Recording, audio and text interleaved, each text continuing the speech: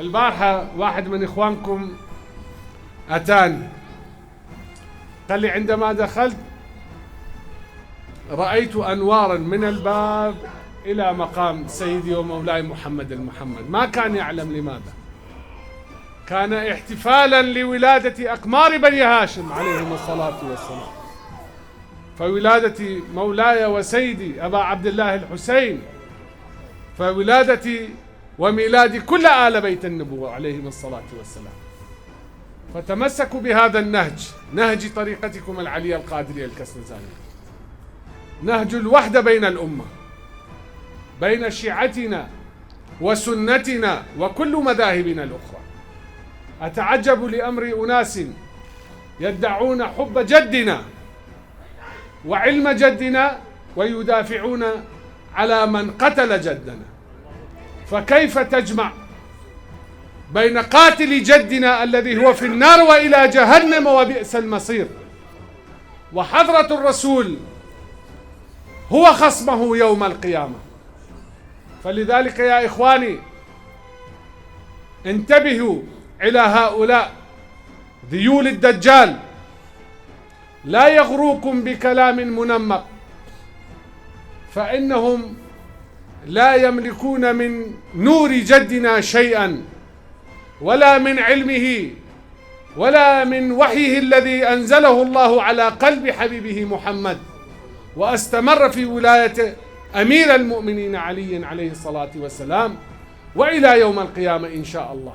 تمسكوا بهذا النهج وانتبهوا وكونوا حذرين وواعين، لأن الدجال وأعوانه يحاولون بكل الوسائل أن يسحبوا بني البشر، وليس فقط في ديننا الإسلامي بل بني البشر وكل من بأسلوب من هذه الأساليب القذرة الوسخة الشيطانية.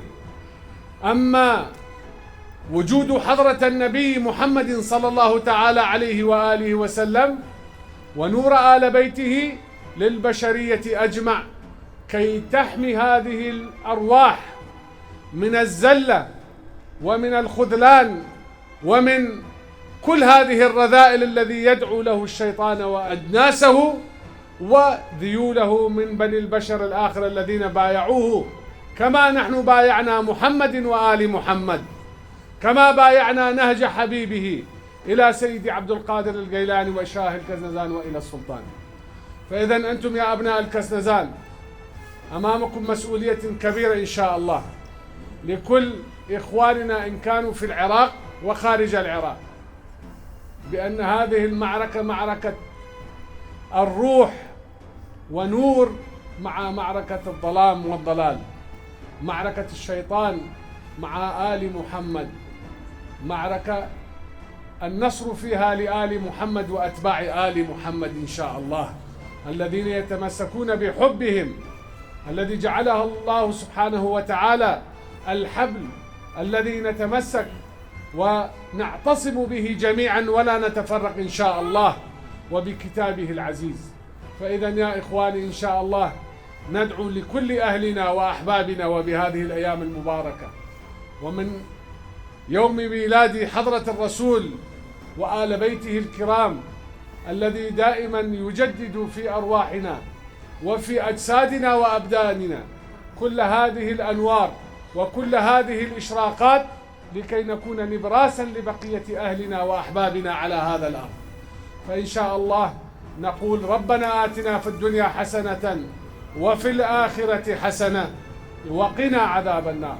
وصلى الله على سيدنا محمد الوصف والوحي والرسالة والحكمة وعلى آله وصحبه وسلم تسليما. يوم ضف حسين موقف للكفيل، شوف يم حسين خلاه ينذليل، موقف العباس موقف يسوى جيد، موقف العباس موقف يسوى جيد، صار صيته بالثريا والثرى.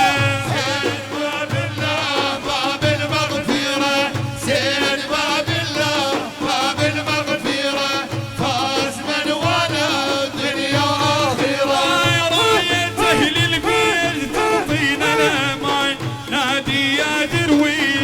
هو كزنزان هذا بيت حسين جد غوث الزمان هذا بيت حسين جد غوث الزمان شيخ ابو تيجان جده حيدره حسين باب الله باب الحيدره حسين باب الله باب المغفره فاز من ولا دنيا واخره ولو وقعت بضيج والدنيا تخيب انك صيح حسين مولانا